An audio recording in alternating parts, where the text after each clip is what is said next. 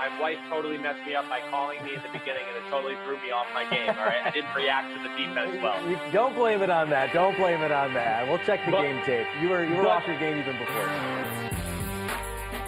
Oh, baby, that's right. We're all off our game here, baby. It's COVID-19 special Unbuttoned podcast. I mean, hey, we're all playing road games right now. That's the way it is.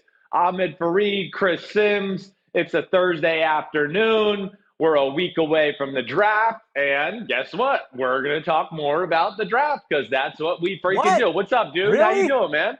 Yeah. How's it going, Chris? Yeah, you're right. We're all playing home games, but it's like the road games. I was doing that new show with Tarico on Monday, Lunch Talk Live.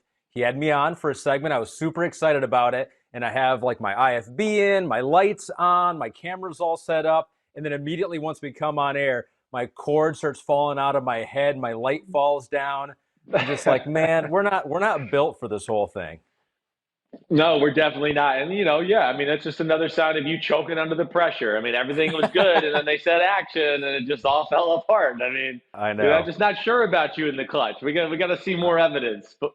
I've always been that way. Like when you ratchet up the pressure, I do get a little sweaty. I get a little sweaty under the armpits, and stuff can fall apart. But hey, Chris, we've put you to the task this whole month. You have been just looking at game tape, ignoring your family under quarantine the entire month, the past 30-plus days. We're going to look at defensive tackle rankings, your top 5 there, along with linebacker rankings. We're also going to react to the cornerbacks. People got some things to say about you with your top 5 and your top 5 safeties as well. A couple of reactions there. But first, before we get into that, can we talk about the Browns and their new jersey? Because I feel like you and I have become kind of the unofficial jersey police here. We've thrown ourselves into that role. Neither of us were high on the Browns' old look, but they have changed, and they have basically, Chris, gone back to the future. So their old look is on top, and their old look is on the bottom, which is now their new look. And I must say, I like it. I'm a fan of simplifying the look. Yeah, without a doubt. I mean, those uniforms on the top, I mean, that's shitty looking. I don't know what else anybody wants me to say. And, I know we're similar ages. When we grew up, the uniform we're seeing now, Cleveland Browns unveil, is the one that we watch. When I watched Bernie Kosar back in the day with Ernest Biner and Marty Schottenheimer as the head coach and, Clay Matthews playing outside linebacker.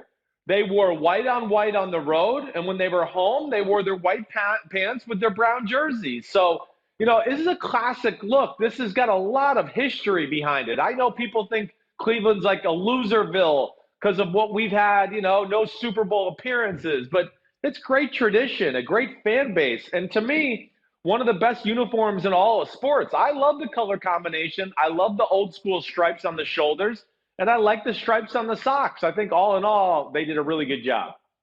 You're right. We're suckers for this right here. We're right in that age range where if you go back to jerseys from the mid to late 90s, we're going to be all about it because it takes us back to a simpler time for us. So I think this elicits those reactions. But it's just a cleaner look, and I love the brown.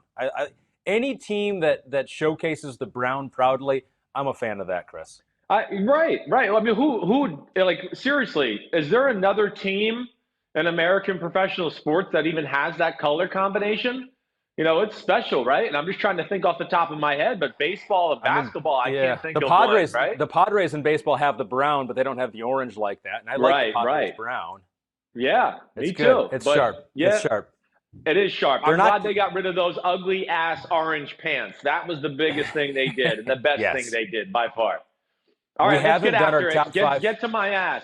Let's go. All right, here we go. I was going to say, Chris, we haven't gotten to our top 5 jerseys yet. We're saving that for after the draft, maybe. So who knows? Maybe the Browns will get up there. Probably not, but they're closer than they were before. All right, your reactions to your cornerback rankings. Let's start there. This one comes. Oh, actually, let's first take a look at your rankings here. Here they are. You shocked the world once again, Chris, with Jeffrey Okudah. Many think he could go top 5, maybe as high as number 3 to Matt Patricia and the Detroit Lions.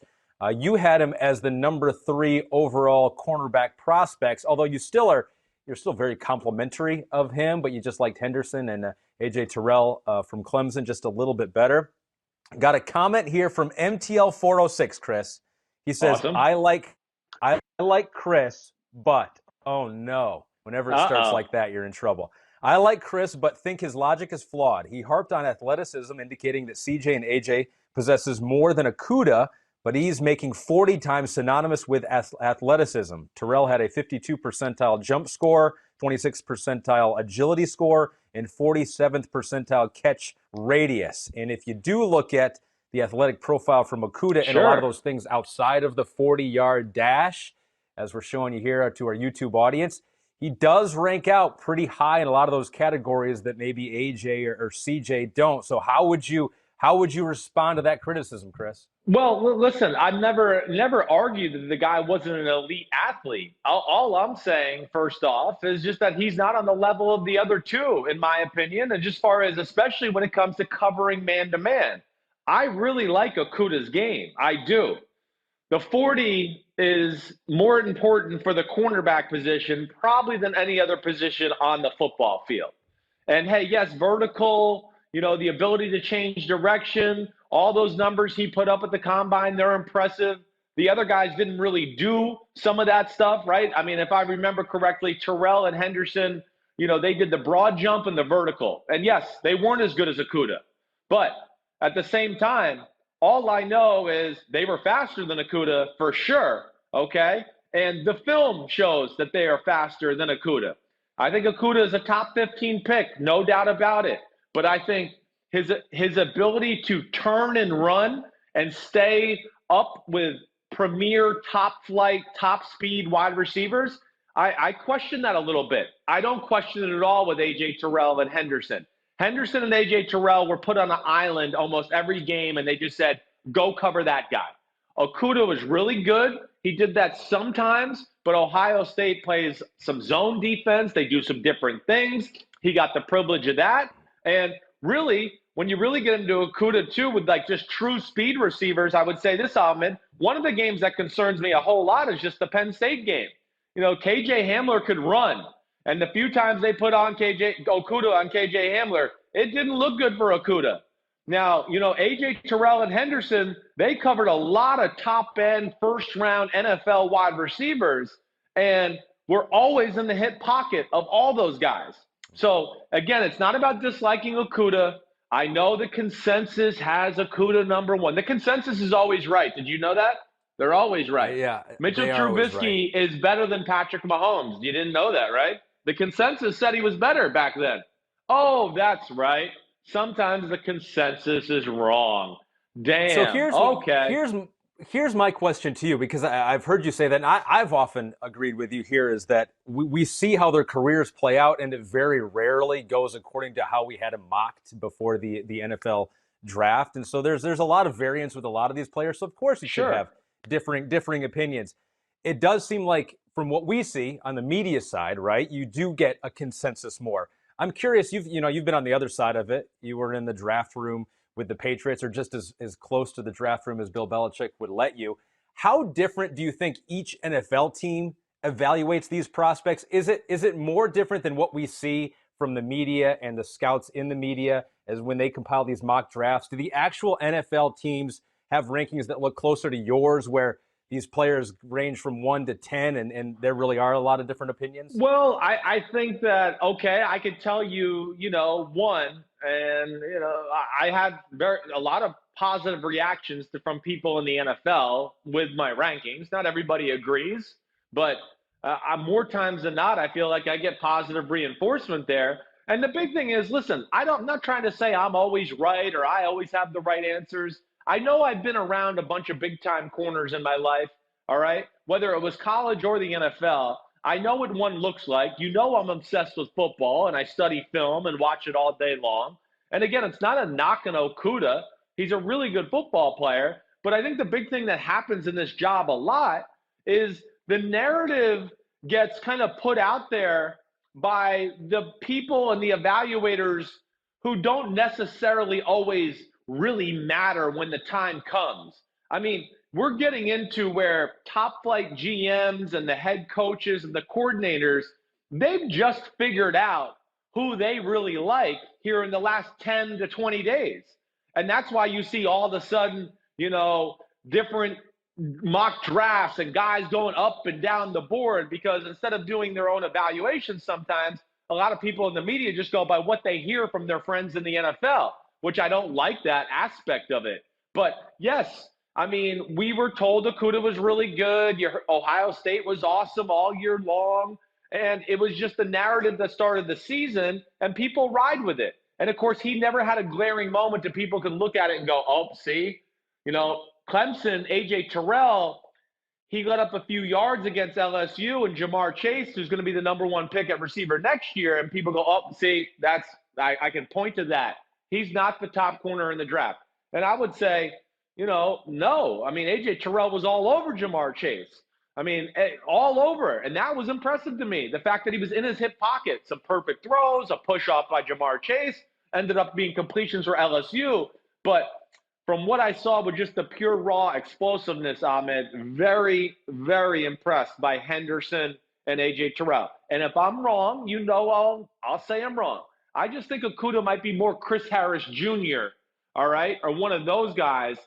And I think Henderson is like Byron Jones, and A.J. Terrell is like Marshawn Lattimore, okay? And those are guys that can match up with like really top-end outside type receivers, and that's why I just like them a little bit more.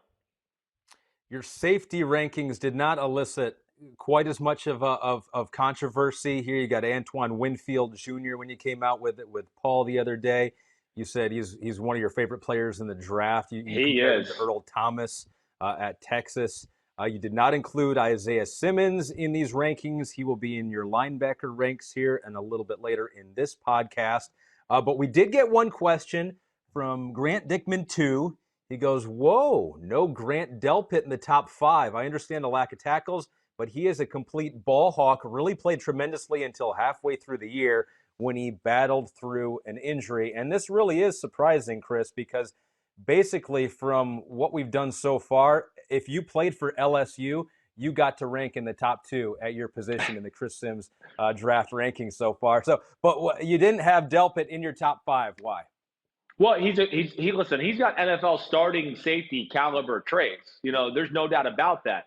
Now, yes, I think it was a little underwhelming, the film. Our man there talked about the missed tackles. Yeah, there's a lot of missed tackles. I'm sorry, I don't know how you're supposed to feel comfortable about that. You're a safety. Your job is to save the play from being a big play. So that's scary to me. With the lack of open field tackles, the inability to change direction real explosively to break down and make those tackles, let alone I just didn't think the raw athletic ability was on par with the other guys that I saw there. Explosion, acceleration, whatever it may be. And I thought really in pass coverage, he was a little sluggish with his feet as well. So again, it's not necessarily a knock on the guy. He's a really good football player. I just don't think the other guys that I talked about, I mean, Xavier McKinney, Antoine Winfield, they have elite quickness, elite acceleration, elite aggressiveness. They throw their bodies around. I like Delpit, but yeah, those are the things that bother me. Here in my notes, I just wrote, the big question is just, I would have guessed mid 4.6s when it comes to the 40. He's not real twitchy. The acceleration is above average, but nothing special. The quicks are just okay. And I just wrote, there's nothing elite about the player. He's a good player, but he's not a first-round talent, not real physical, misses a lot of tackles, not great range as a free safety. And like I said, I just wrote speed and acceleration just okay. So, that's where it is. And again, it's not about, me not liking the player. I just don't think he ranks up there with the guys that I have ahead of him. Played through a high ankle sprain through parts of 2019. You don't know how much of that did. That's right. You don't know. But that's right. Still in there. Brett Walker, one more on the safeties here. Brett Walker asks you, are you putting Jeremy Chinn in your linebacker rankings? Jeremy Chinn, the senior out of Southern Illinois. Safety, linebacker, maybe a hybrid player. What would you consider him, and how did you like him? Yeah, well, a really intriguing guy. I mean, like a guy where you turn on the film and you go like, whoa, who is this freak of nature out here on the field? I mean, what this guy looks like, RoboCop out there. That's what he looks like, especially playing in that level of football. I think he has potential to be something special. Now, for me to put him in the linebacker conversation, no way. The biggest issue I had with him was physicality and the ability to tackle. So therefore, he's not that. I think this guy's still raw. He's still learning to play football. And I think that's the big thing. When I got into it, I just wrote hips are average. When he's in this back pedal and he's got to turn and run, it's a little lumbering at times, okay? Speed does not always pop. He kind of has, I think he's a little bit of a thinker. When he sees it and knows what he wants, man, he can go. But there's a lot of hesitation in his game as far as read and react to the football. So that bothered me. And then the biggest thing, what I said, was his ability or inability to break down is underwhelming for the specimen he is. And when I see breakdown, I mean, like you saw Cam Chancellor all those years.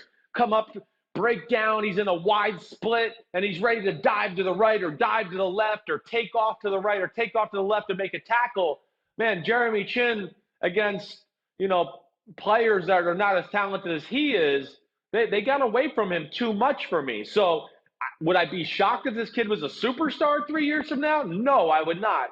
All I'm just saying is there's some work there. He's got to be more polished up. He needs some NFL coaching, but he's got a chance to be something special. He's just not where those other guys are quite yet.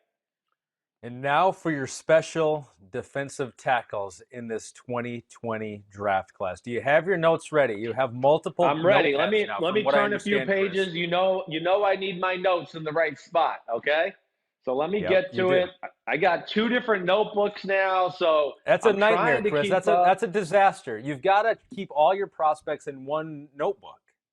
It is a disaster. I can't lie. It actually drives me crazy sometimes. Okay, and then I got some stuff on a computer, so I got it all going. But I think I'm good here and ready to go. So whenever you want me to start this, let's do it.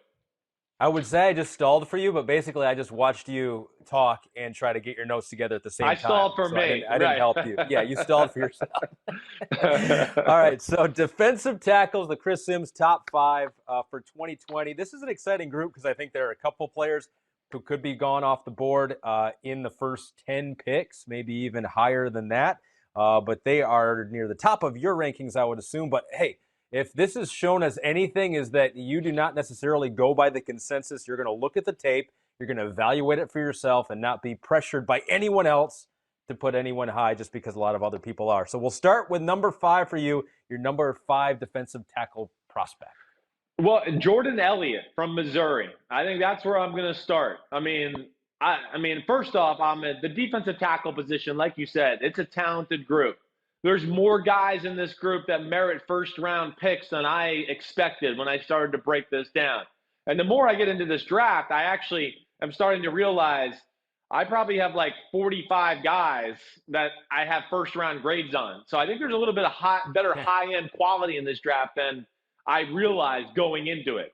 But, this kid reminds me a little bit of Sheldon Richardson, who came out of Missouri, okay? Maybe not quite as athletic as Sheldon Richardson was, but maybe more power than he has altogether. And I was just shocked as the film kept going on. I mean, this is a disruptive interior 4-3 defense, 3 technique type of defensive tackle, like a Sheldon Richardson is, okay? But he's unbelievable at getting off blocks. He has incredible upper body strength, Ahmed. I mean, when people are on him and he's in a fight with a double team or whatever, I mean, he's just raw, get off me. And he's got great eyes into the backfield to know where the running back is to properly disengage with the guy blocking him, right, to throw him the right way, so therefore then he could go tackle him. So I love that about him. He's got great hands and great upper body strength to disengage from blockers, whether it's the run game or pass game. For a guy that's 302 pounds, it's a pretty good anchor versus double teams. And I mean that by, anchor, he can hold his ground. He doesn't get blown back 5 yards down the field. He played against a lot of good big-time SEC, NFL defensive linemen. But, for a guy that doesn't necessarily have like the length where you would go, oh, he can play in a 3-4 defense. He's very good at two gapping. And for all those out there, they go, what do you mean by two gapping? He can really hold players up and play this gap or that gap according to which way the ball carrier goes. And some defenses are going to really value that.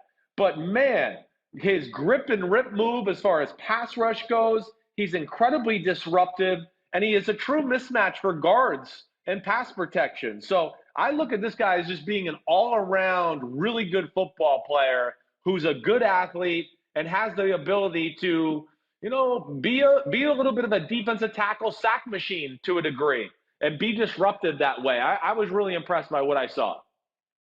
PFF, Pro Football Focus, very high on him, had him the highest graded defensive tackle in college from this past season. Okay, that's good to know. He did it in the SEC, which is impressive as well, Missouri. And as you mentioned, offensive linemen that he faced would often give him special attention, a double team. And so he did have to produce and do his job when he was the main focal point. You got to stop him if you're taking on Missouri. Some of the negatives that I found out there that a couple of scouts put on him, it took him a while to show up in college, which maybe necessarily isn't a bad thing. Maybe he's just now figuring it out. And also that he has moments when his motor cools in pursuit and maybe doesn't finish on the big plays. But there weren't a whole lot of negatives out there on Jordyn Elliott. Yeah, and again, I've heard that where people say, it was kind of just this last year where he started to flash and dominate and do things like that. Again, we got to remember, guys are kids. They're not men yet. And I don't mean to say that in a disrespectful way. I'm just telling you, when I was 21 years old, I grew another quarter of an inch. I was putting on pounds, and I went from 222 to 230 pounds. So, these are still growing boys, growing young men in a lot of ways, where they're still thickening out, becoming stronger, and doing those things. But man, Ahmed, the player itself, if you give him a gap to win and just say, hey, you need to win the gap between the guard and the tackle, he's going to be a handful because he's got great get off. He can explode through the gap itself and just cause havoc, or, my favorite stat, which is play up, let alone he's got a little bend around the edge passing, pass rushing from the inside on guards and tackles. And like I said, for 303 pounds, I was really impressed with his strength at the point of attack with double teams and getting blockers off him. Really good football player. I think he goes, I think I wrote down, I think he's somewhere between 20 and 40 in the NFL draft. Wow. So okay. I think he's that type of prospect in my mind. Yep.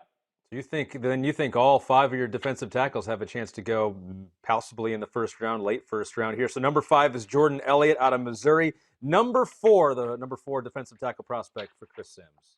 Number 4 is Raekwon Davis from Alabama. Okay. And this is a different type of guy here. This is Richard Seymour. This is, let's say, Muhammad Wilkerson type of guy, Ahmed. It's not going to always be sexy, pretty, oh my gosh, he's so explosive and athletic. No, he's a little bit more of a, first off, Alabama, the film can trick you if you don't know what to watch for. And Alabama, a lot of the times, they ask their D linemen, like, hey, not to fly upfield and cause disruption. They're like the New England Patriots. They kind of just say, hey, hold your guy, hold your ground, and, whether it's a run or a pass, we want you to disengage, appropriately. Oh, here comes the ball, get rid of your guy and tackle the ball carrier. Oh, now you see it's a pass, let go of your guy or rip him out of the way and try to pass rush him that way. So they don't always get the green light to attack. But man, this is a giant human being who is very athletic for his size and really can play just about any position on the defensive line, Ahmed. Anyone in any scheme. It doesn't really matter. And I think that's really the big value to him, and he just never physically loses a battle, ever. Holds his ground, two gaps, causes more disruption than you would expect for a guy this size, can just simply overpower guys and push them back into the backfield. But, I'm big on what does your bad look like? And your bad for a guy like Raekwon Davis is like, you get a stalemate at the line of scrimmage and you don't move him at all. That's as bad as it gets. and there's going to be great value in that in the NFL. And I think he's a hell of a player. And yes, again, I think another guy that's in that late first round, early second round conversation. And not all defenses are going to like him, Ahmed. I don't know if a lot of 4-3 base defenses like the Seattle Seahawks, I don't think they'll like him. But New England, Baltimore, some of the teams that have more of the 3-4 in them, I think they're going to look at him and go, oh, this is our kind of guy. He's a stud. Things that are noted here, tools for days. You mentioned the elite physical traits, so big, 6'6", 311. Long and strong was one of the direct quotes that I saw from one of the scouts out there. Very versatile in what he can do. I guess the question with him, and you touched on it a little bit with the production with him and the numbers, and, right. And you're not a guy that looks at numbers and stats. Not at all. You look at his physical ability, but there's a little bit of a worry out there that 2017 was the best version of Raekwon Smith. Just 2 sacks his final 2 years.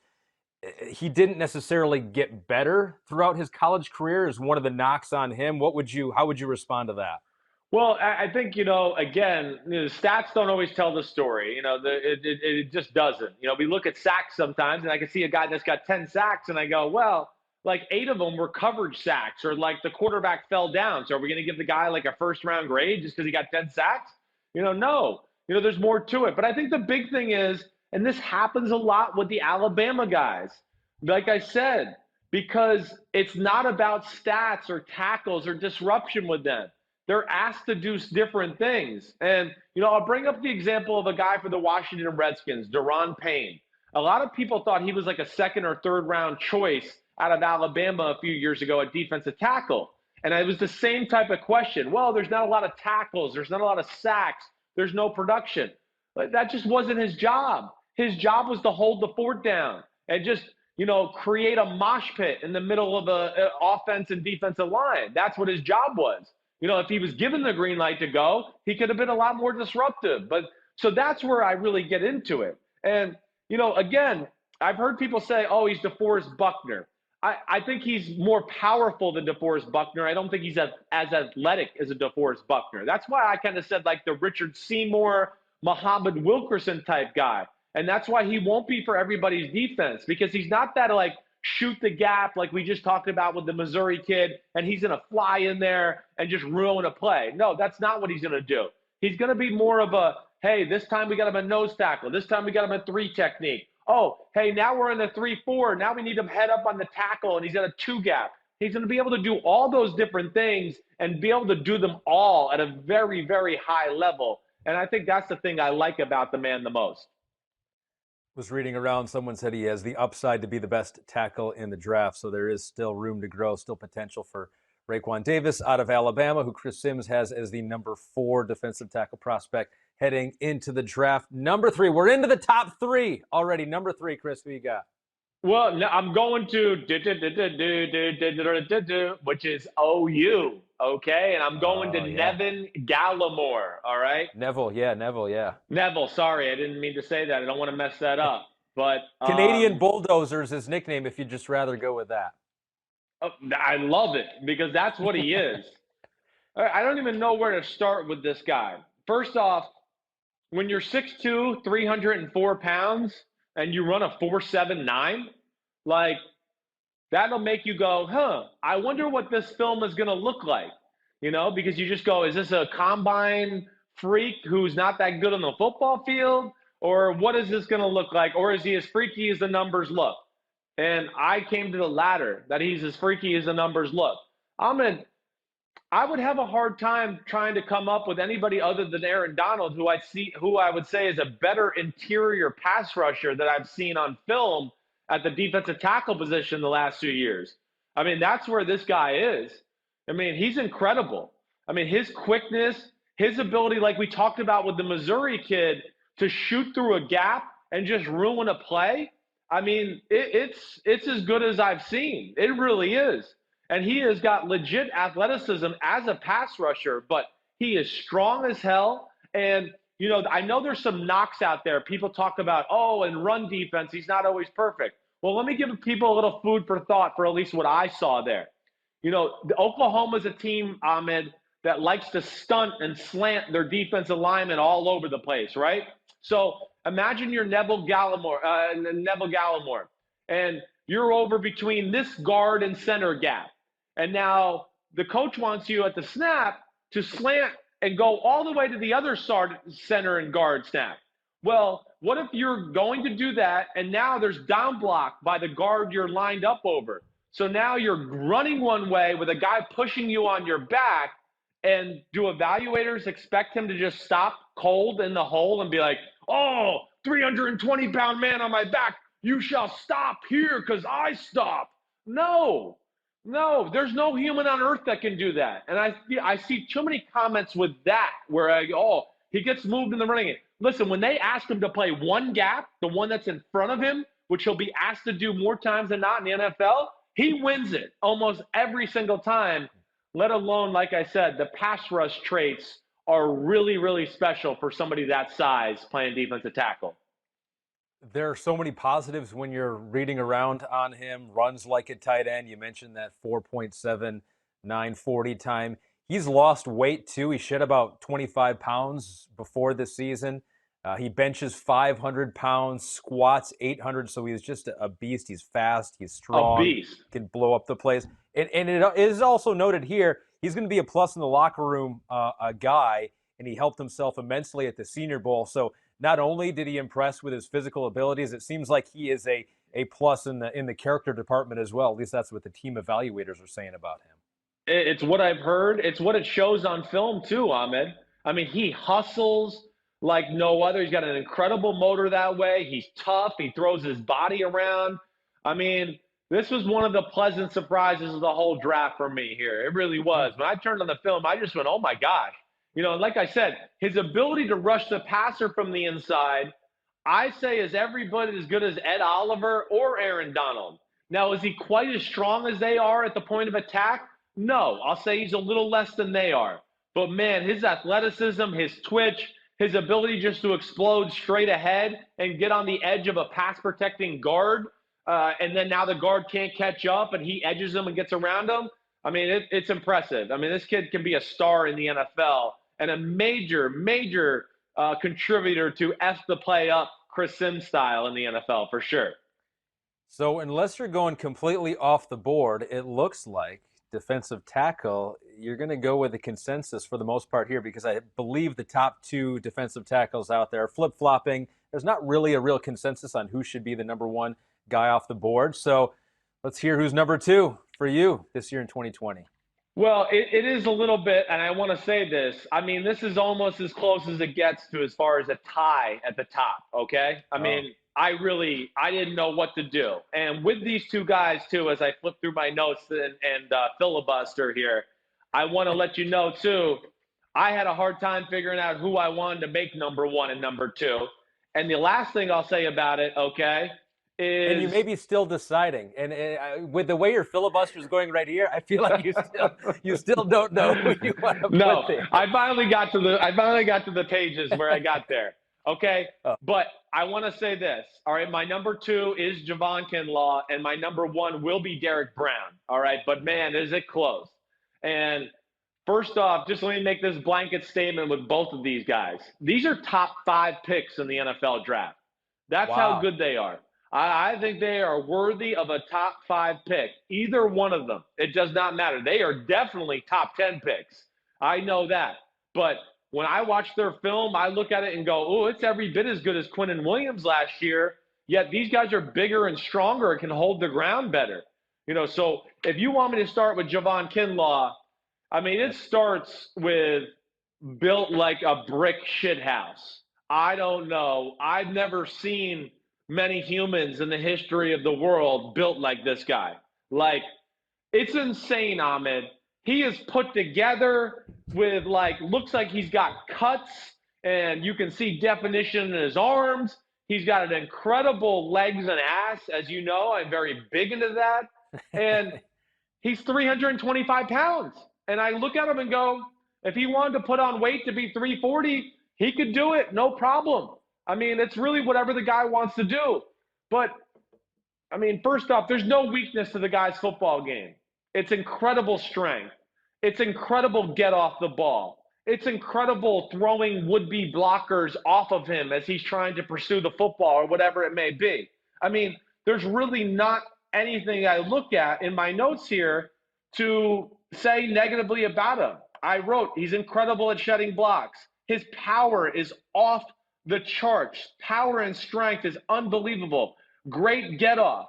I mean, I wrote, man, I mean, he can like really run. Like, I was shocked.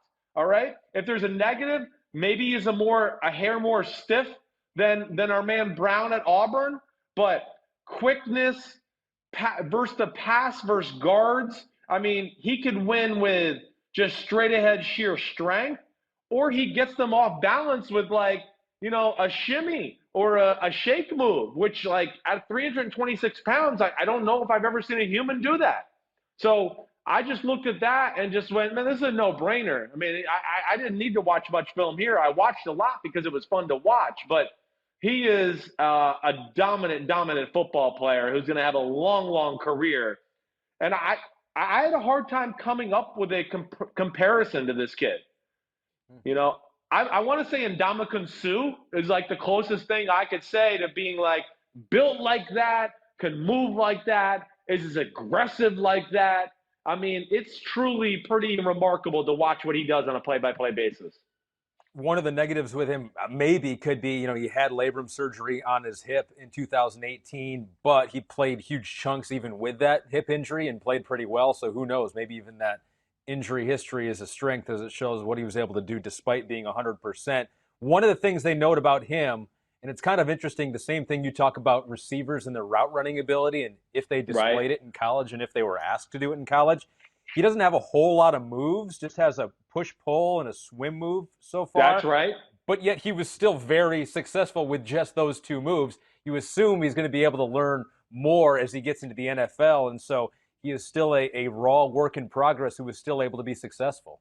Yeah, I mean, you know, a lot of times when I hear that type of stuff about this player, you know, and they're right. He doesn't win a lot of different ways. So just think about when you teach him some different ways to win, what he can do. You know, there is something to that. You know, sometimes you find a player that's really polished in there, but doesn't have the physical ability, and the polish fools us all to go, oh, we think he's good. But then you get to the NFL, and a guard and a tackle know how to stop some of the advanced hand fighting the guy might have, and now it just goes, oh, let's see how big and strong and physically gifted you are, and all of a sudden they lose because they've lost that advantage of being well-schooled in some of the technical aspects you're talking about. So Kinlaw, I mean, yes, there's really nothing to talk about. I mean, it's as good as it gets. I was in shock and awe, and you're right. I mean, there is not a lot of different ways he wins, but when he does learn some different pass rush moves and some different hand fighting techniques and things like that, watch the hell out. I mean, the thing I wrote at the end is just he can do it all. He's got no weakness to his game. I wrote, I think Brown is slightly better, but I'm going to have to take a second look to confirm because that's how close I thought it was. And this guy's he's a no miss, you know, no brainer at some point in the top 10 for a football team. Number 2, Javon Kinlaw may have been just 1B to your number 1 defensive tackle prospect in the class of 2020, Derrick Brown out of Auburn, another giant human being, 6'4", 326, and you say he too should be a top 5 pick in the draft.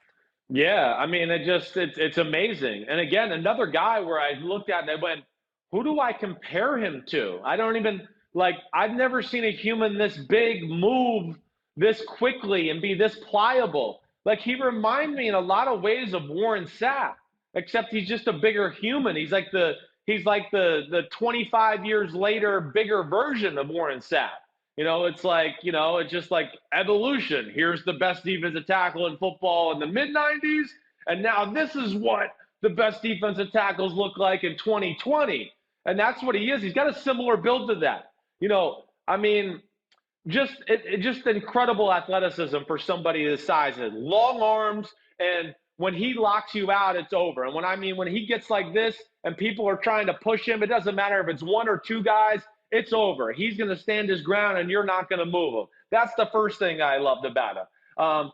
You know, rare size, athleticism, flexibility, pliability combo. I've never seen anybody this big be able to bend and move and, be in awkward positions and throw off an offensive guard or offensive tackle. He can win any way you want. That's the thing I wrote, towards the bottom. I just wrote, he can win with pure speed and just shoot the gap. He can overpower you and overwhelm you with his hands right up underneath your chin and just push you back.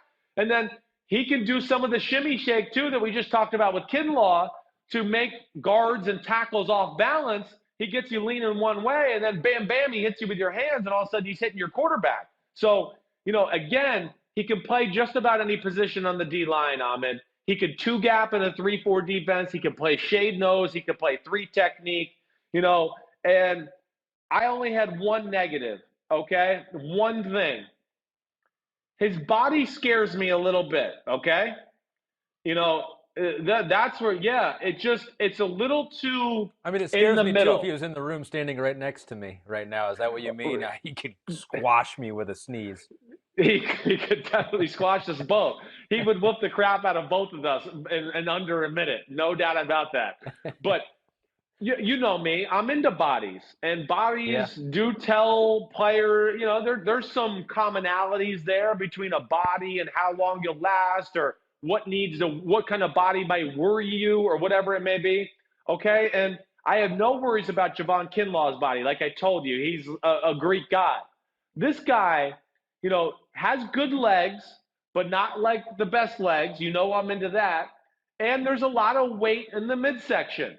Okay. And if I was just going to say one thing that scares me with a body like that, one bad offseason, one bad, I didn't care about what I ate and I didn't train very hard, and I worry a guy like that could get very sloppy in a hurry. That's my only concern. It has nothing to do with the play on the field. And again, I don't know the human being himself. That's where teams are going to have to do their due diligence to know, is this the kind of guy that'll stay in shape and stay on top of himself, or will he let himself go at times and then try to battle back at some point? That'll be something for teams to digest. But again, another can't miss prospect, Ahmed. I mean, just an absolute freak and monster of a person. And I think teams, even if he does gain that weight and he loses some mobility and a little bit of speed, teams are certain that he's going to be elite at stopping the run, taking on those double teams, and no matter what his body looks like. And so maybe that is why some people do have Kinlaw a little bit higher, because the ceiling, when we've talked about this before, floor and ceiling, it seems like the floor for Brown is very safe. He's going to be an elite run stopper probably his entire NFL career. Yes, Kinlaw will be good at stopping the run, but he also has a little more potential. Maybe he's more disruptive in the pass game.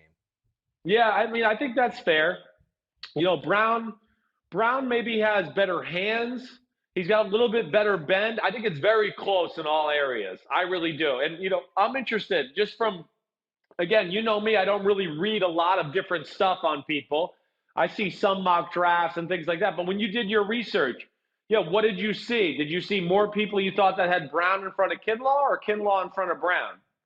It was about even. It really was even, because I saw a couple, and it seemed like the consensus early on was Brown, and then a couple of people bucked the trend with Kinlaw, and then that got in vogue, and so I think he's gaining some steam within the expert mock drafters right now. But the consensus with Brown is that, just like you mentioned, dominant run stuffer, was elite, and he returned his senior season, which turned out to be a really smart move for Derrick, because he was going to be a first rounder either way. But now he's a potential top 5 pick, and teams like him too. They're enthusiastic about him off the field, and so there's just a ton to like. And I think a lot of people came to the same conclusion that you did. Both of these dudes are really good.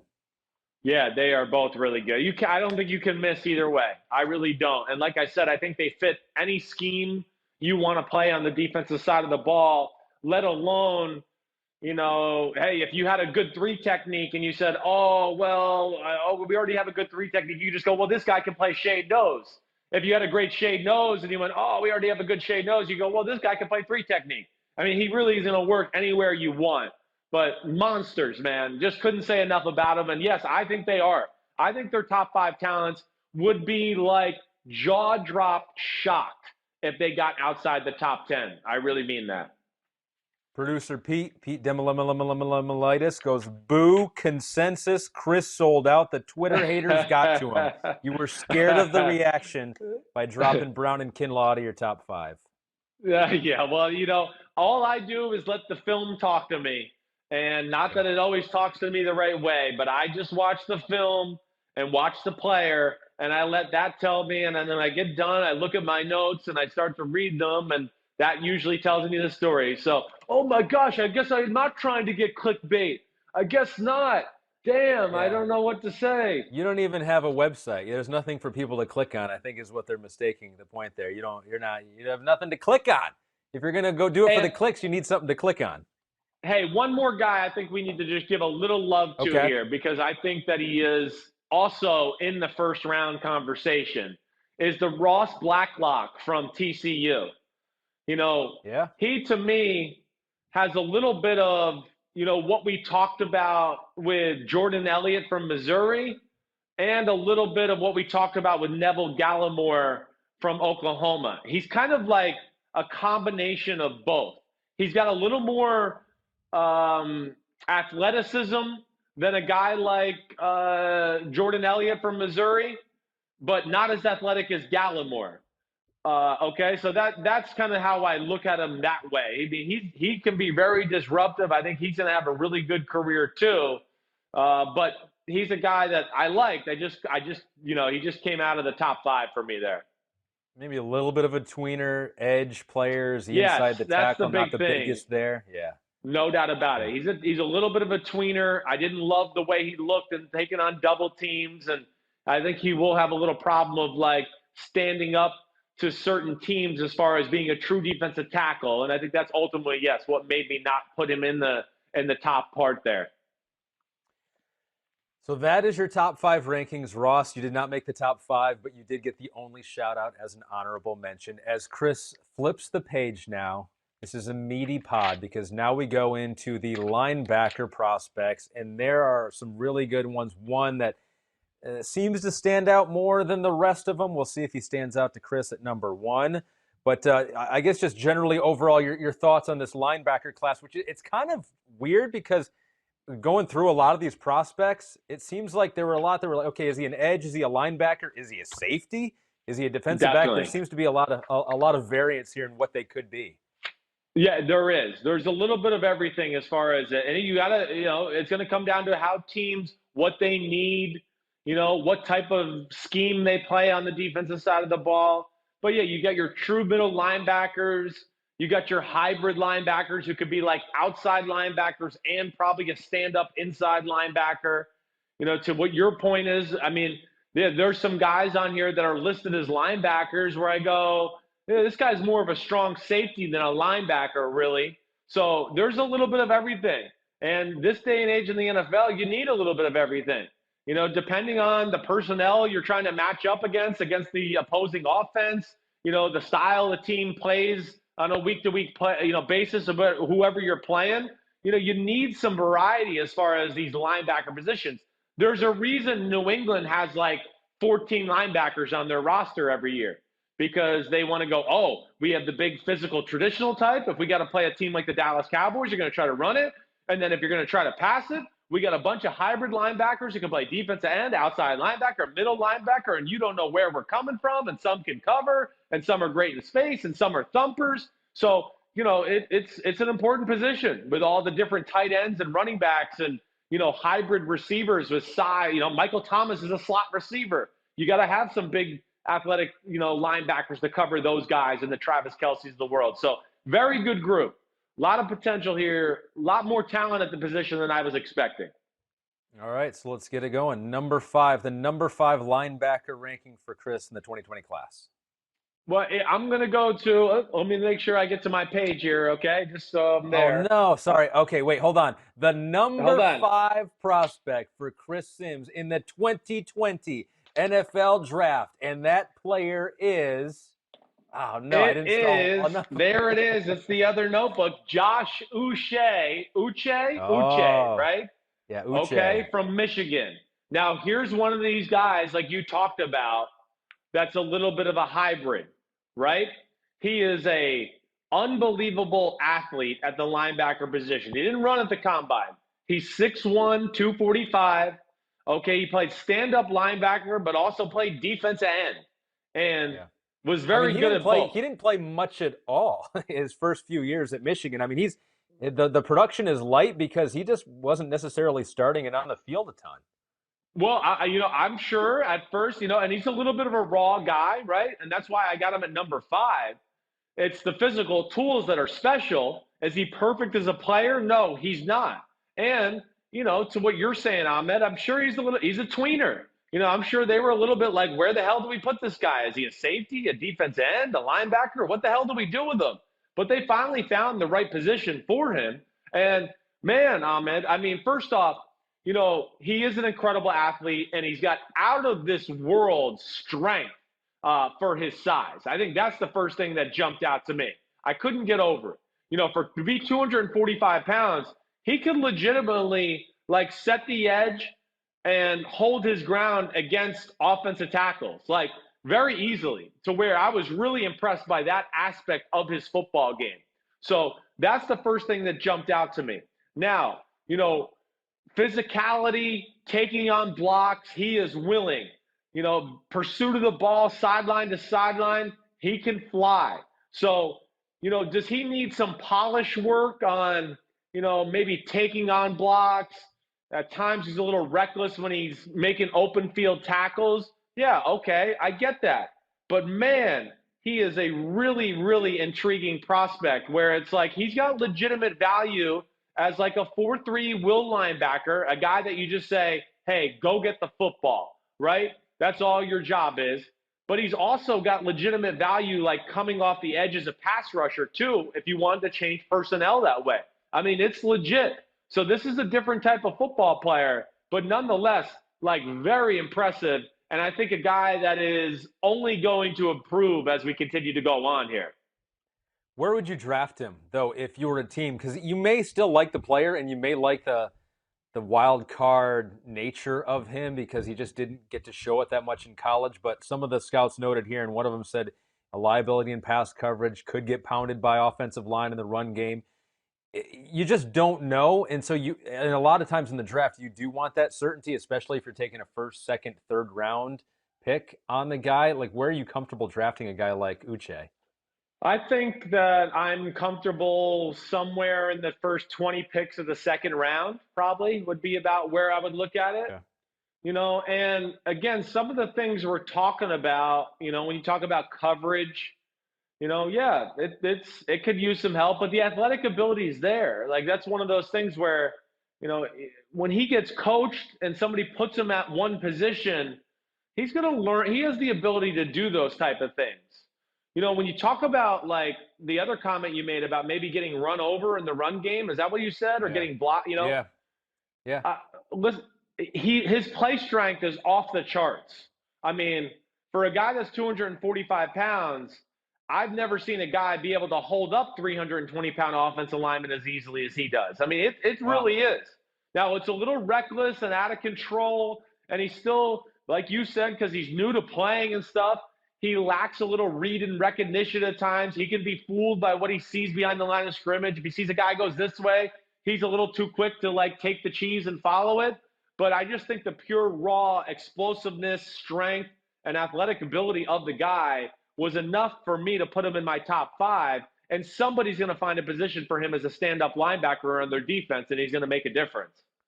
And some noted his potential is growing into perhaps an elite pass rusher with the great burst of speed that he has and the physical traits. Josh Uche, your first Michigan Wolverine in any of your rankings so far. You've been down on the Wolverines, you're right. But there you go. That's your first Wolverine is number 5, Josh Uche. Number 4, your number 4 linebacker for 2020 as you flip to the right page in the notebook. I got it. But number 4 is Zack Baun from Wisconsin. And here's another guy that is a little bit of a, what's he going to be in the NFL? I think he can do 2 things. If you got a 3, listen, right off, he's Kyle Van Noy. I saw Lance Zierlein on NFL.com compare him to Kyle Van Noy, And when I saw that, and then I watched the film, I said, damn, Lance is right. He is. That's what he is. He's Kyle Van Noy. That's what type of football player he is. Maybe even a hair more explosive than Kyle Van Noy was coming out of college. But, played defensive end / stand-up outside linebacker, but has the ability to play off the ball and go around and be a traditional linebacker and make a lot of tackles that way too. Like we just talked about with Uche too, if you wanted to play him at defensive end on a nickel pass rush situation, his ability to rush the passer is real. I mean, it really is. I was really impressed with his get off, his ability to kind of bend around the corner. But this is a really good football player that can do it all. Like, it kind of hurt me to put him at 4, really. I'm just going to let you know. It hurt me. It just the 3 guys in front of him are just a little bit, more impressive of specimens. But, some of the stuff I wrote, I wrote he's a Swiss Army knife. He's going to be able to play any position you want as far as the linebacker is concerned. And he can play rush end, which is like weak side defense end. His read and react skills, they're off the charts. They're great. He's physically explosive. I mean, he's all over the football field. And he really has a great ability, like I said, with the read and reaction stuff, to just diagnose plays and get to the right spot before the ball even gets there. Whether that's through film study or just his natural instincts of playing a lot of football, man, he's really good. Plus, he's the type of guy that's athletic enough that, you're going to be able to trust him to cover tight ends down the field and do those type of things. So, again, another guy where I looked at it and I just said, man, he's twitchy, he's explosive, he's strong at the point of attack, he's got great versatility. There's really nothing he can't do. And, one of the last things I wrote is he's got Patriots written all over him. He really does. I mean, I wouldn't be shocked to see, Bill take him in the first round, or maybe they trade down a few spots and get him a little later in the first round or the early second, somewhere in there. But I think ultimately this is a guy that's picked somewhere between 20 and 35 in the first, in the NFL draft coming up next week. Scouts love that he is still early in his pass rush development, but could be a weapon as a blitzer. You mentioned the sideline to sideline range for him. One of the questions with him is that he was, he came to Wisconsin, interestingly enough, as a dual threat quarterback. So he's very athletic, played a lot of edge at Wisconsin, almost primarily. Yeah. And so now you go to the next level and you're like, oh, he's a linebacker. He should be able to do it, but he actually hasn't done a whole lot of it. You may think he can do it, but until you actually see him do it and then actually producing at the next level, a little bit of uncertainty there, which could factor into some teams' decisions. That's ultimately, and I'm glad you led me down this road, is what led me to make him number 4. Was just that, I couldn't sit there and just go, oh, he's amazing right at this. He's really good at everything. But yes, it is a little bit of a projection of what he'll be in the NFL. And I do think that 3-4 teams will probably like him better than the 4-3 teams will like him. But I also would say I saw enough, Ahmed, of off-the-ball type linebacker stuff. Whether he was the weak side linebacker and he was playing in between the slot receiver and the offensive tackle, his ability to come up, take on pulling guards, or fill a hole, or make the tackle on a toss sweep or an ISO or anything like that, like a true stand-up middle linebacker would do. He can do it. I saw enough to go, he'll be okay. He might not be perfect at first, but I think between, the athleticism, the toughness, the strength, once he gets taught a little bit and just gets honed in on one spot, I think he'll be very good at it. But I think teams like the Baltimore Ravens and the Patriots might look at him and go, damn, we could play him at 3 or 4 different spots if we get this guy. Sure. Tested positive at the combine for a diluted urine sample. He said he drank too much water. You think that concerns teams at all? Does that move him down in some teams' eyes? No, I don't. Not with the new, substance abuse policy in the NFL. And, again, the other thing I'll say to that is it's a little unfair. It is. The dilute sample. I mean, guys are walking around with gallons of water all day long. They're trying to, 1, stay hydrated so they can get through a pretty grueling, important workout that they're, nervous about. 2, everybody tries to drink a lot of water to cheat their weight, right? Because, if drinking a lot of water will take me from 228 to 235 and teams will view me differently, then damn, I'll drink up. And that's what a lot of guys do. So that's where, certainly I would throw caution to the wind on that one. I don't care about the dilute sample. So you got two Big Ten players in your top 5 so far. Josh Uche from Michigan, Zack Baun from Wisconsin, number 4. Let's get into your top 3. Number 3 linebacker in the 2020 class, Chris. I'm going to go with Kenneth Murray from Oklahoma. All right. Kenneth Murray, man, this is a good football player. I mean, this to me is a guy that I look at and go, he's a top 25 pick in the draft. And just so you know, like my pro comparison that I wrote for him was C.J. Mosley, who now plays for the New York Jets.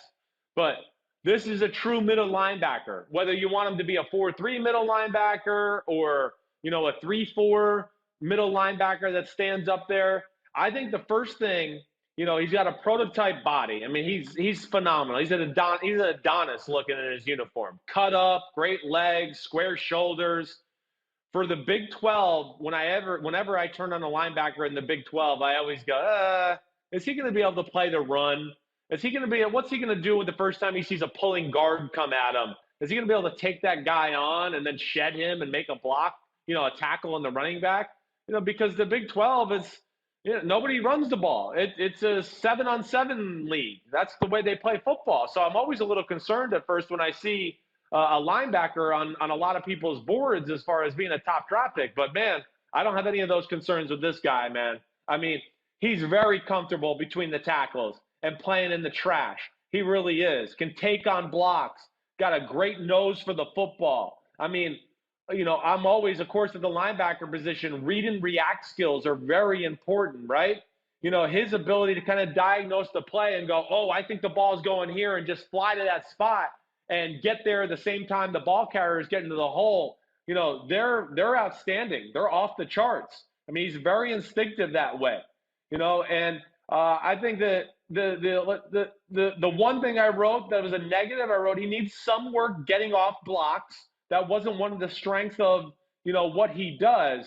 But really, other than that, he can do everything at a very high level for a middle linebacker. And his length and athleticism are just special. The way he runs, he can avoid blockers. He can take them on. And then with that length, Ahmed, my experience playing linebackers, once they start getting over 6'1", you start getting a linebacker like this guy with 6'2" and 33-inch arms and as athletic as he is, man, all of a sudden throwing the ball over the middle gets a whole lot harder because you're going, damn, he just seems like he's everywhere. He covers so much ground, let alone the length he has. So really impressive football player, and I think a slam dunk top 25 pick. Yeah, many people noted his playmaking ability, chiseled frame, big legs and ass guy, long arms. You mentioned the wingspan there. Speed player, glides from sideline to sideline. One of the positives about him that may be also a negative that I saw noted is that he's willing to take chances. It's almost like he's shot out of a cannon on some of these plays, but that can tend to lead to some over-aggressiveness, which I imagine can be toned down perhaps at the next level, and maybe you'd rather have that over-aggressiveness than under-aggressiveness, but it does lead to some missed plays for him when he's going almost too fast. There's no doubt there is some of that. But, Ahmed, what you said is correct. You'd rather it see that way than a guy who's, like, hesitating and, like, because then you go, oh, man, is that guy, does he know what he's seeing? Is he afraid to get in there and really throw his body around? So, yeah, Murray at times, we have this phrase in the NFL where we go, shoot your gun, okay? I don't like guns, and I don't even want anybody to have them. But we mean shoot your gun as in, like, when you see something, believe it and go. And, go after it. Don't, like, hesitate and, like, oh, wait, did I see the right thing? I'm not sure. What do I do? No, just go, attack. That's what that phrase means. And he does do that. He could tell he reads offensive linemen. He sees a pulling guard. He'll shoot a gap or fly in there, and it will lead to an occasional missed tackle. But, it also led to a lot of tackles for 1- and 2-yard losses as well, and he'll learn that fine line in the NFL to what you're saying. Because the first time he does that and misses and, Saquon Barkley runs for a 90-yard touchdown, he'll go, oh, damn, okay, this is the NFL, and I can't be doing that shit as much anymore. I need to be a little more controlled in how I attack the hole. But everything else from a physical standpoint is phenomenal. He's a really good football player. My old high school baseball coach used to tell us, if you think you stink, just react, which I always up to that point thought thinking was good. I did think thinking was good, but sometimes you can overthink it. You just need to react. Especially a middle linebacker. That is what you don't want to be thinking too much. Yes. So he is your number 3 linebacker. We're into the top 2. There is a consensus number 1, which makes me think that maybe Chris will want to bump him down to number 2 because it's what we've seen so far. But you go strictly by the tape. Your number 2 linebacker in this class, Chris. Patrick Queen from LSU. All right, that will be my number 2 guy. So you're going to get your consensus number 1. You happy? Boo! You chickened out again. What a chicken I am. How dare I? And I want to talk about, and make sure you remind me, when we get done with this top 5, I want to go back and revisit the top 3 one more time, okay? Just an overall blanket statement about them. But, I mean, Patrick Queen from LSU, Linebacker University, Freak Show University. I mean, oh, what do you mean? Another twitchy, explosive, physical freak at middle linebacker from LSU? I've never heard of that except for last year and the year before that and the year before that and the year before that and the year before that. It's unbelievable. I don't know where they find these guys. I don't. It's like they have a tree at the LSU school there on school grounds that like grows prototype physical freak linebackers. It's unreal. I mean, it really is. Now, this guy is a physical freak. He's twitchy as hell. He's fast as hell. He's all over the field. Okay? He's a little less than Murray from Oklahoma with his ability to read and react. He does hesitate from time to time. But I don't attribute that to a guy that, you know, like we were talking about a second ago, who's like stupid. He knows what he's seeing. You know, he's certainly not afraid to throw his body around and hit. It's more about, I think this is a guy that just hasn't played a lot. This is really the only year he played middle linebacker and got a ton of snaps and doing all of that. But it's a special specimen, Ahmed, when I really break him down. I mean, here's some of the things I wrote. You know, when he knows what he sees and he's confident in it, I mean, his ability to react and shoot the gap or go after a ball carrier, I mean, it's off the charts. It's as good as any middle linebacker in football. Now, like I said, there's moments where I think because of lack of experience, there's some hesitation in this game. But explosive ability, I mean, off the charts. As good as any middle linebacker in football in that department. There's no doubt about it. His quicks, acceleration, he's great in coverage. He has really good hips. He can run with running backs out of the backfield, and of course will be able to run with tight ends too. So when I really looked at him, when you talk about, you know, short area quickness, right, Ahmed? Like, oh, okay, I think the run's going over here. Oh, wait, let me stop. I got to redirect. It's going over here. He is amazing at that, shuffling down the line of scrimmage and staying square to the line of scrimmage so he can meet the ball carrier in the hole. All of it is just off the charts that way. Really, the only thing I found that was the flaw, like I said, and I attributed a lot of it, was just a guy that hasn't played a lot of football all the time. I really looked at that as being some of the biggest negatives. You know, nothing to do with ability, physicality, anything like that. I just think he's got to learn when to take on a block, when to run around the block, you know, when to trust what you see and when not to trust what you see. And that will come with experience. But, you know, he's a phenomenal football player. He's every bit athletically as gifted as Devin White last year, who was a top 5 pick or top 6 pick. He's just not as, you know, nuanced at playing the position quite yet. But either way, the physical traits are there. Devin White, Deion Jones, Quan Alexander, a lot have come out of LSU. There are superlatives all over the place for Patrick Queen when you read about him. Impressive ability to diagnose the play, like you said. Impressive open field tackler. People love the way he is in coverage. High ceiling, still improving. He really was a breakout player this year for LSU, as you mentioned, and excelled with it. Excelled in the college football playoffs, so you know he can rise to the occasion in the big games he was there for. And this too, Chris, which is interesting, you don't always talk about age, but he is one of the youngest prospects in the draft. He does not turn 21 until August, and so even more perhaps room to grow there for Patrick Queen. Definitely. Yeah. I mean, again, it goes back to what we were talking about a little earlier, right? Like these guys are still growing. 3 years from now, he's he was 6', 229 at the combine. 2 years from now, if we come back and we go, hey, Patrick Queen, can we do the combine measurements with you? He'll be 6', 240 and chiseled and more of a man, because usually men don't get smaller as they get older. They tend to get bigger, right? Yeah. I mean, I know I'm fighting that, and my belly wants to get bigger. The last month here, I've expanded. Yeah, I bet it's tough when you get sit at home and snacks are around everywhere. But you said it. It really is. The only negatives I look at are experience. That's the only thing. He just needs to play more football, and he'll have a better understanding of the game. But every bit in the class of the guys that we saw drafted in the top 10 last year, Devin White, Devin Bush, he's athletically and physically every bit as gifted as them, just hasn't played as much football and is not quite the players they are. But I think he can certainly reach that point.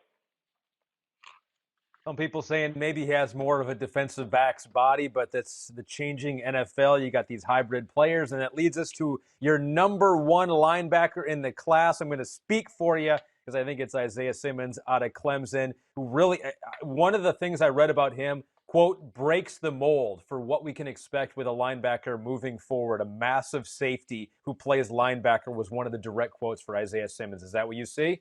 Well, yes. I mean, the first thing I wrote down is just specimen. I mean, he's a freaking specimen. He's like a praying mantis with lots of muscles out on the football field. I mean, it's just like, it's one of those, Ahmed, where you turn on the film and you just go, I don't know anything out here, but that guy looks different than everybody else. And then you start to watch him and you go, oh, that's because he is different. He is a freak of nature. He's not your traditional linebacker. This is a different type of guy to what you're saying. And yeah, there's some free safety ability. I see that. But I think ultimately he's best when he's closer to the line of scrimmage in a strong safety linebacker, just go get the ball type of role. At free safety, because he's so long, he's not what I want to say an unreal accelerator, right? If he's a free safety and there's a deep post going across his face and he's got to flip his hips and turn and run, he's long. There's a little bit more of a gather up speed than you would see from a normal free safety or the elite ones like Antoine Winfield Jr., who could turn and run and be at full speed by the time that second foot's hitting the ground. Isaiah Simmons is not quite that way. Now, in a 100-yard race, he's going to beat all those guys. I mean, he's unbelievable. But, yeah, okay, so I think, hey, the physical ability, I mean, it. We see it. He can run down anybody in the sport. It doesnn't matter. At 4'3", 238 pounds, his strength for a guy that's a little longer and skinnier looking, it's pretty damn good. I mean, when you want him to set the edge, he can do that. Is he a guy that's going to knock off the head of the pulling guard who's coming at him? No, but he's certainly capable of taking him on and stopping him in his tracks and making a play that way too. So, yes, he hasn't played the traditional linebacker spot and honed in at one spot, and that's going to help him with some teams and hurt him with other teams. Because I know I've had friends who tell me and go, yeah, but what position does he scare you at? And I understand that question. I get it. And I mean scare you as in like, oh, if I was game planning against him, where would I go? Oh, no, I don't know where to see that guy. To me, the answer to that question is a stand-up will linebacker or some type of middle linebacker that you just say, go get the football, okay? And then he, of course, has the flexibility to cover people, play the slot. You could play a 4-3 defense. He could be your will linebacker, and yet he'd be able to run with a lot of the slot receivers in the NFL vertically up the field, let alone when you try to throw a wide receiver bubble screen or do something like that. No wide receiver is going to be able to block him, and then he's going to be able to run down and tackle that wide receiver you're trying to throw the bubble screen to. So he is. This is a different guy. I've never seen anything like this guy, Ahmed.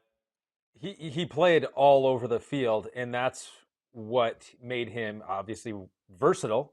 But he also did it really well. He was able to handle it and be elite at all those roles: defensive line, traditional linebacker, out in the slot, wide, some free safety as well. So it will be kind of interesting. Like, what would you rather do with a player like that, a guy that can do it all? There's value in that versatility, or do you just want him to get really, really good at one thing, and the answer may be different from different teams out there, as you noted.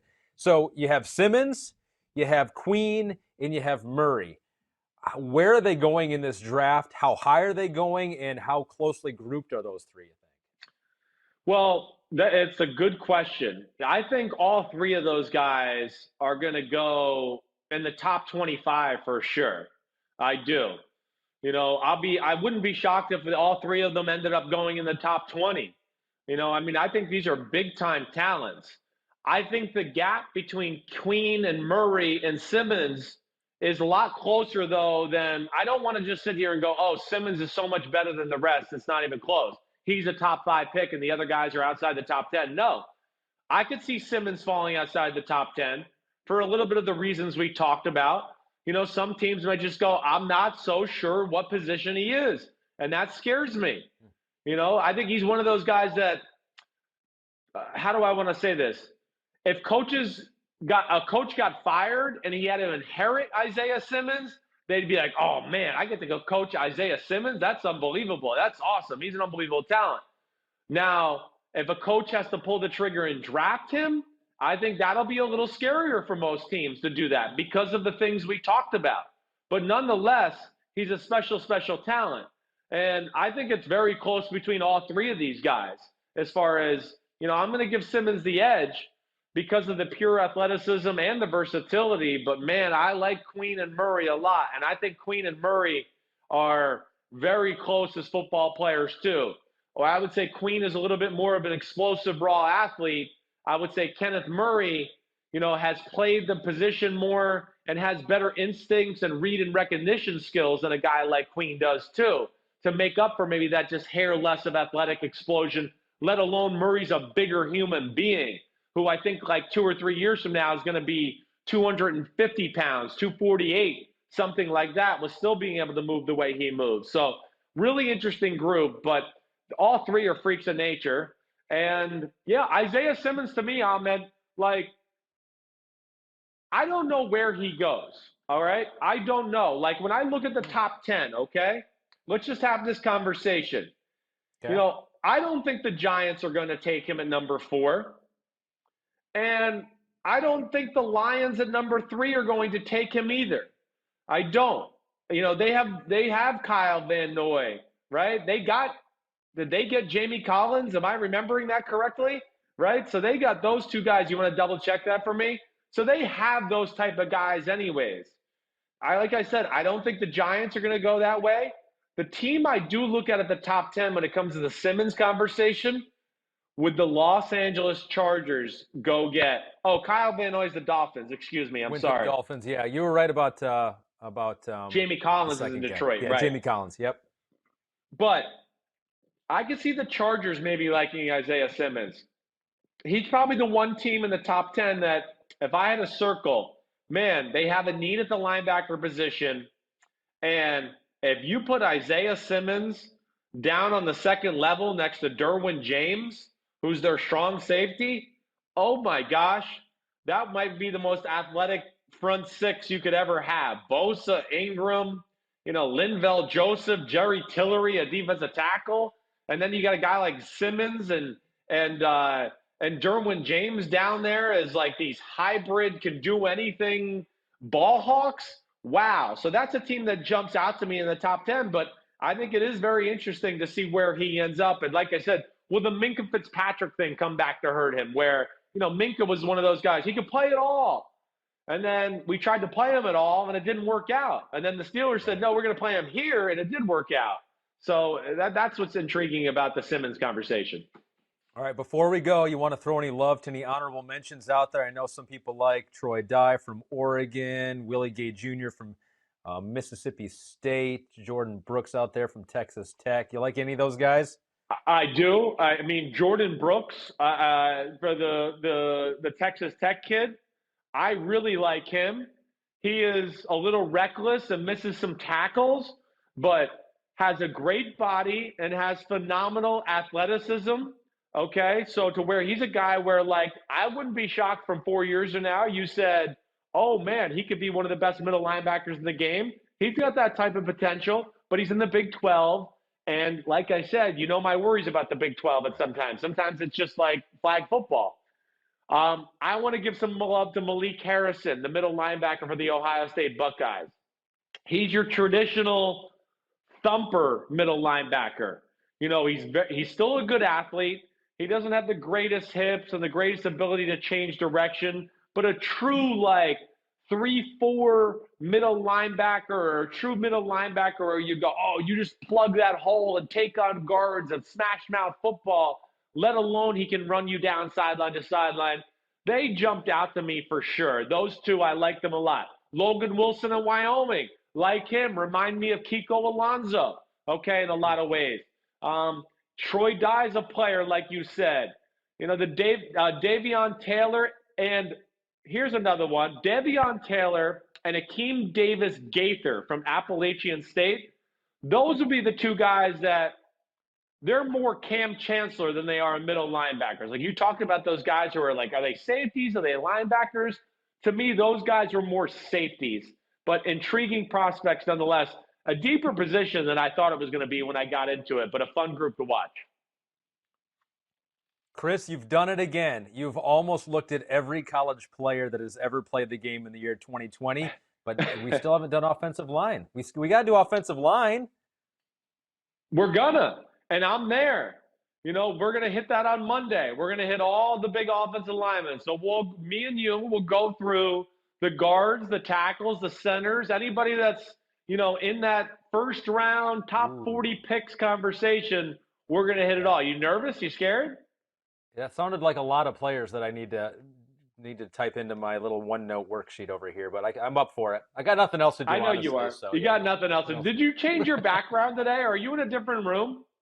No, but I adjusted the lighting. The lighting dipped a little bit, so You are good looking in that lighting. Let me tell you, man, you're handsome. Woo, man, look at that smile. How did you get those teeth that white if you only brush once a day? It's unbelievable. Natural. It's natural. If I was losing them, I'd have to brush more. But since I have good natural enamel, I can just go with one time and they're fine. Chris, awesome. Well done again, my friend. Amazing work this whole past 30-some days here. Thanks, buddy. You the man. Couldn't do it without you. Thanks for making it fun. Thanks for listening to my bullshit all the time, man. That's what you should be getting paid for than anything. Damn, you got to listen to me talk so much. I know. Watch your mouth. I'm going to see you in person again at some point. Watch it. But everybody, Chris Sims, Ahmed Fareed, we'll be back on Monday. We got a full week of podcasts next week. Of course, it's going to be centered around the draft and anything that's relevant going on NFL news-wise. But Ahmed, you the man. Thanks a lot. Have a good weekend. Watch some movies. Watch a freaking movie, okay? I have no excuse. No excuse. Yeah. Godfather report after the draft. I want the report on the Godfather. Homework. Okay. All right. I'll do it. All right, everybody. Peace out, homies. Be good. Have a good weekend. Stay safe. Listen to the people who know what they're talking about when it comes to COVID-19. We'll see you next week for more draft talk. Peace.